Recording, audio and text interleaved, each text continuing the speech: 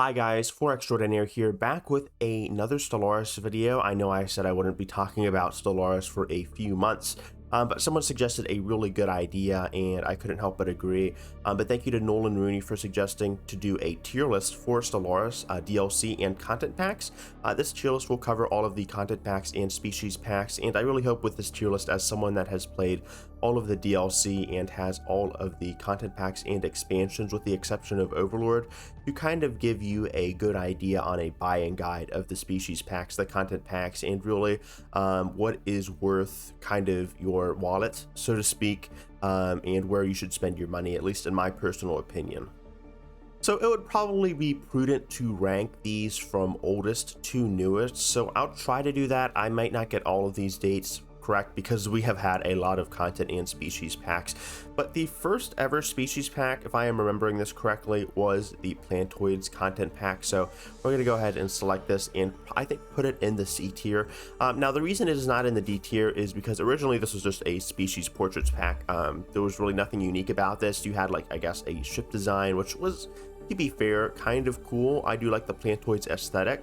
I just had some minor issues and gripes with the fact that the DLC for the Plantoids was not too fleshed out. So that is one of my major concerns about the DLC, and the fact that the other content packs just offer a lot more. I know the Custodians kind of revamped it with new ways to interact with different resources, but personally I was just never a big fan of them. That said, you do have to kind of cut them some slack, as this was their first species portrait pack, so they did call it a portrait pack too. They didn't call it a species pack at that point. So to be fair, you have to cut them some little bit of slack there. Anyway, I do think C is a fair ranking, especially after the Custodians update and kind of adding some new polish onto the content pack. Next, I think I'm not going to rank the anniversary pack because that was free. I think it might have been Distant Stars that was next. I'm pretty sure, yes, it was actually Distant Stars that was next, because we had, I think, Apocalypse before Distant Stars. So let's go ahead and rank Distant Stars. I'm honestly gonna put them high C, low B tier. I'm kind of mixed about Distant Stars, and here's the reason. The Stellaris devs did something interesting when they added in a bunch of new quests, but the thing is, while the writing was fairly good, none of the quests in particular had a distinct quest system, kind of like with Ancient Relics, where Ancient Relics added in a lot, and I'm going to get onto them fairly soon, but none of them added a specific or distinct quest system. And while some of the quests were nice, I've looked over some of them before this video and done a little bit of research, I just didn't like that. They didn't really feel like they added too much to the overall experience of Stellaris. I mean, there were some unique ones. I really enjoyed how Distant Stars was basically an expansion and extension of Leviathan, which Leviathan in of itself was an expansion. So with this content pack, really cool to see several new Leviathans introduced, a huge L cluster, which kind of is interesting because it's this mid-game threat with the Grey Tempest and all of that. So really awesome just to have more areas of the game fleshed out. But at the same time, I feel like it doesn't really add that much to the game. I mean, yes, the L cluster, some of the new Leviathans, but how much are you interacting with them? The L cluster, yeah, I mean, if you get a few Alligates, luckily enough to spawn near your systems, your home system, yeah, you obviously will interact with the L cluster, but that's not necessarily always guaranteed. And I've honestly had a really hard time coming across a lot of the Leviathans lately, so I can't say really how much you will get out of this content pack. It's a thing like your mileage may vary, but that said, if you really enjoy missions and kind of just expanding your role-playing experience and everything like that, this content pack will really go above and beyond for you in that aspect. All right, so I'm going to move Distant Stars up just to B tier, low B tier, keep that in mind, but I do think it offers a lot more than Plantoids. Not enough to kind of put it up to A tier, but Distant Stars is still a solid content pack. Next we have, I want to say Humanoids. Did they come before or after Distant Stars? Not too sure on that one. I'm gonna go ahead and anyway, because I'm gonna put them in C tier. They're kind of like the Plantoids. The portraits are a lot better in my opinion, and I like the ship set. It's probably one of the best ship sets in the game. I just love how sleek and futuristic it is without leaning too much into overall human elements for the ship design. It's kind of hard to explain, but if you look at the ships yourself, you can kind of see the distinction there. Anyhow, because the Humanoids pack isn't really a big innovator compared to all of the other Stellaris DLC, I can't rank it too high. Again, I like the aesthetics of the pack. I think it's probably one of the better packs in terms of species designs, in terms of portrait designs, but it doesn't really offer the level of content that really puts it above DLC like Ancient Relics, Distant Stars, and a few others in my opinion. Okay, next for the list, and I'm actually certain that Humanoids came out before Distant Stars after seeing that because of the way the star systems and border growth was charted. At least I'm pretty sure. Anyway, next on the tier list should be Ancient Relics. I think it should be Ancient Relics. Either way, I'm going to put Ancient Relics straight up to S tier. I love this DLC. It might be my favorite content pack, just out of all of Stellaris' content, maybe my favorite DLC, which is a huge statement. I've seen other tier lists at least ranking Distant Relics, I think either A or B tier. I think I saw someone ranking them S, but I just can't overstate how much I love Ancient Relics. Okay, so I can only gush about Ancient Relics for so long before you guys get bored and click off onto another video, but Ancient Relics, for me, just really kind of changed the game in terms of what content packs and story packs could do. We kind of got a little bit of that with Distant Stars, but Ancient Relics really innovated, and it introduced a new archaeology system. It introduced new relics for both RP players and just your standard min-maxing scum variety. But really, it was such a kind of broad reaching content pack or story pack, and it affected so much while also not radically changing the game, and it specifically added more replayability to the early game with archaeology sites kind of in the very odd period before you meet other empires, but at the same time you're learning about alien races. And speaking of alien races, it also introduced the Grunur and the Bow, two new races which interact with psionics and the other with terraforming. So really love the concepts of them, and it just really added so much to the game. But yeah, I don't know if I can really talk similarly about the rest of the content pack, so perhaps I should have saved Ancient Relics for last. But anyway, I just really love that expansion. I can't recommend, if you don't have it already, to go out and buy it for its price. It is such a great purchase anyway, at least in my opinion.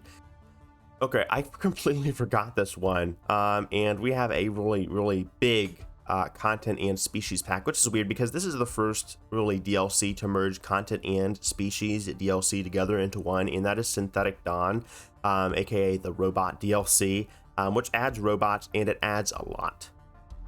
So this DLC really fleshed out the AI in the game, and I don't mean the technical programming. We still have a lot to work on with that, but it fleshed out the AI. It added a new way for robot species to interact with resources. They consume more energy and minerals, and they just completely ignore food. I mean, you can produce food, but that's kind of beyond the point. Also, you can just choose your general direction that you want to go. You can either be protectors for like a custodian species, or you can be just annihilators or assimilators like the Borg, and just completely take over the galaxy. So there are a lot of directions that you can kind of go and take with this DLC, especially if you are a more aggressive player. But it offers a broad, wide play style when you play with these robots, and it just really is a unique take that the Hive Mind doesn't really offer, in my opinion, and that no other species or origin or civics can really grant the game. So I do appreciate the Synthetic Dawn content pack, and I think it is a very unique experience in case you are bored of the same old Stellaris mold and grind. Next on the chopping block should be the Lithoids. I'm going to go ahead and put them at B tier. I think Lithoids did a great job in terms of, you know, after the latest species pack with Synthetic Dawn, I believe, kind of going with a new approach and changing the way species pops act with resources. For example, Lithoids don't consume food at all, but I really like that they added new origins and civics for the Lithoids in particular, which I felt Plantoids and Humanoids specifically was lacking. So I really enjoy just the overall kind of approach they took to lithoids with their new terraforming origin, how you can just send a meteor to a planet, which was kind of broken at its conception, but it's been since balanced and nerfed heavily. But you can essentially colonize planets with a meteor, which is really cool. There's also some cool new civics, and I really love the ship design set. It feels very alien, which sometimes I don't really get as a feel from Stellaris.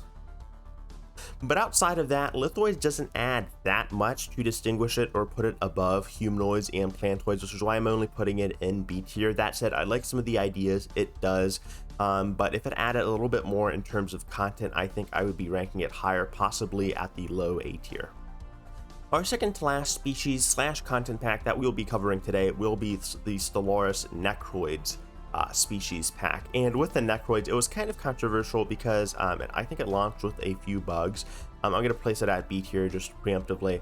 And I do like the Necroid species pack, but I felt that the Necroids, unlike the other species, were very kind of weak at the start, which is weird to say because usually the problem is quite the opposite, that one of the civics, the origins or whatever, is way too overpowered, and the Stellaris devs spend several patches nerfing them back down. Not the case with the Necroids. And the reason for that is that the Necroids typically have a very slow start out. They have to colonize other homeworlds, or they can send out their own colonists to kind of start the process. But basically the fastest route for them is to colonize other worlds that are inhabited by precursor species. So they need to colonize those worlds, kind of assimilate the inhabitants, and then get their own species out. And while their species is usually better than your normal pop, you have to build these assimilation chambers, and you kind of have to upgrade your species. I haven't played them in a while, but I just remember that it kind of being hard to get off the ground while playing them, as it feels like a very slow start at first. Once you do that though, you can become a powerhouse in terms of researching. They're kind of good if you want to play tall, at least in my experience. I thought they made a good tall empire, but I just did not have too much fun in terms of the early game starting out, so that can definitely affect your experience.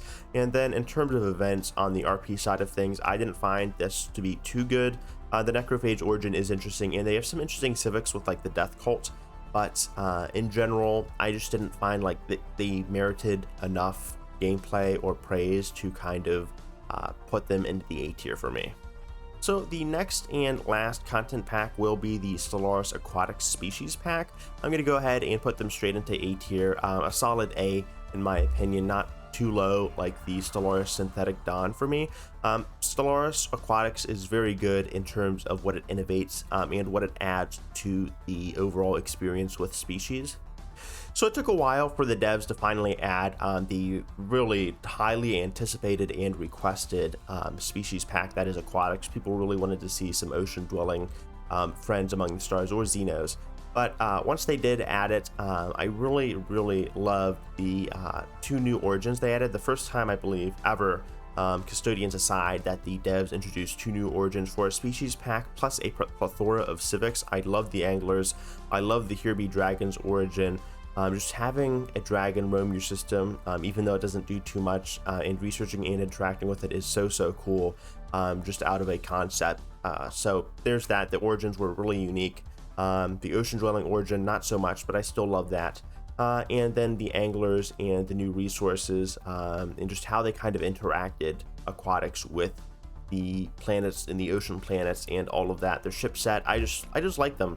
That's all I can say. But yeah, I think they did a great job with aquatics. I think it was really polished, one of the most polished content packs they've released so far, and I just didn't really find too many flaws with the way they kind of executed aquatics. Maybe if I had one complaint, I felt it was a bit too overpowered, noticeably so at the launch. So I would have liked to see a bit more QA testing and balancing, but that should be not a significant problem right now. So yeah.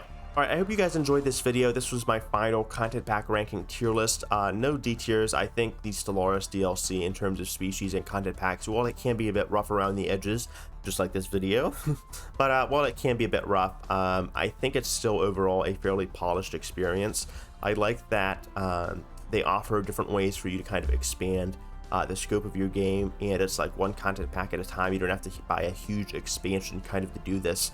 So I really enjoy that. But, you know, again, this isn't an expansion-sized rework, so I've said this before in the video, but your mileage may vary. It really depends on what appeals to you, and I hope I helped you guys kind of get a better sense, if you haven't already purchased these DLCs or played with them, a better sense of what the DLCs are, what they entail, and whether the DLCs, most importantly, are for you and you're not just wasting money.